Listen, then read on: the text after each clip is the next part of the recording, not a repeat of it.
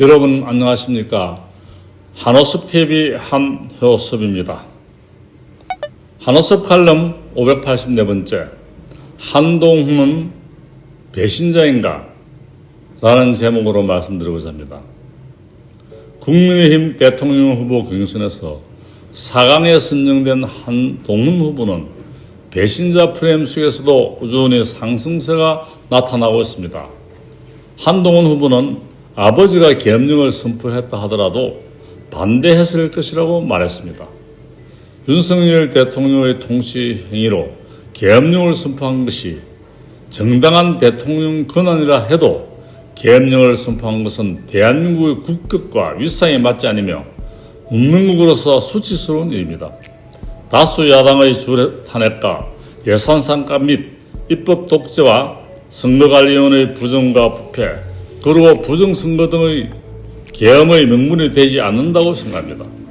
그렇다고 국민이 직접 뽑은 대통령을 탄핵하여 해외 신임도를 하락시키고 국격을 떨어뜨리고 국론 분열과 민족 갈등 및 대립과 반목으로 혼란과 불안으로 국가 발전에 제외되면 그 피해는 고스란히 국가와 국민에게 돌아온다는 사실을 모른다는 말입니까?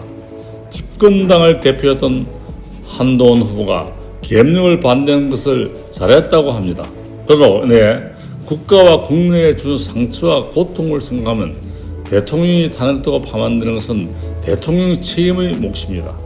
그렇다고 해서 한동훈 전 대표가 앞장서서 자유당 소속 대통령을 탄핵한다는 것은 적군과 내통한 역무행위로서 소속 정당으로부터 오해와 함께 배신자라는 소리를 들을 수밖에 없습니다.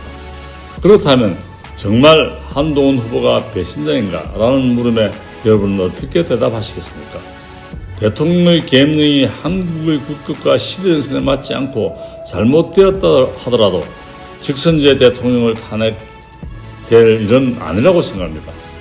역사는 항상 승자의 편입니다.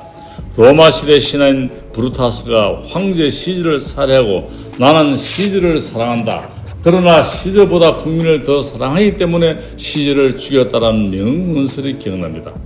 권력욕과 탐욕을 말장난으로 미화시킨 자기 합리화를 세기의 명연설로 기록되고 있는 것이 역사이고 현실입니다.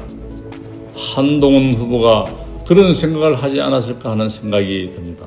누구보다도 국민의 눈높이를 강조하던 한동훈 대표가 평생을 믿고 따랐던 선배가 대통령이 되었는데 공정과 상식의 상징이던 대통령이 김건희 여사 앞에만 서면 작아지고 무너지는 모습을 보고 내린 결심이 아닌가 하는 생각도 해보았습니다.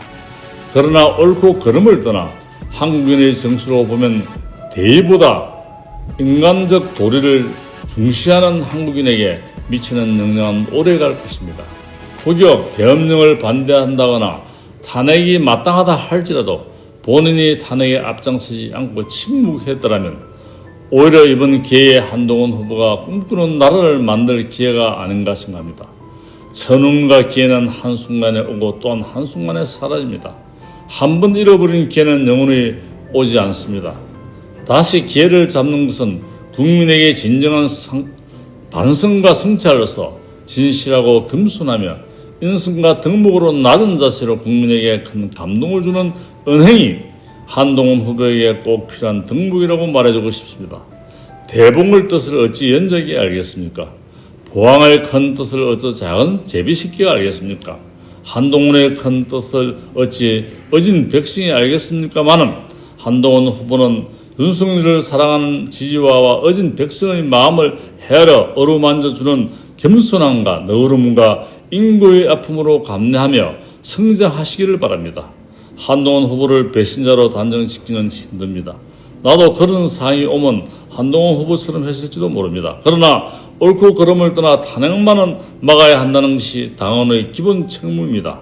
언제나 최종 책임은 최고 지도자 대통령의 몫입니다. 그러므로 우리는 한 분의 실수로 인지를 버리는 어리석은 국민이 되지 않았으면 좋겠다는 마음으로 듭니다. 대단히 감사합니다. 부산 하늘인 한효섭입니다. 감사합니다.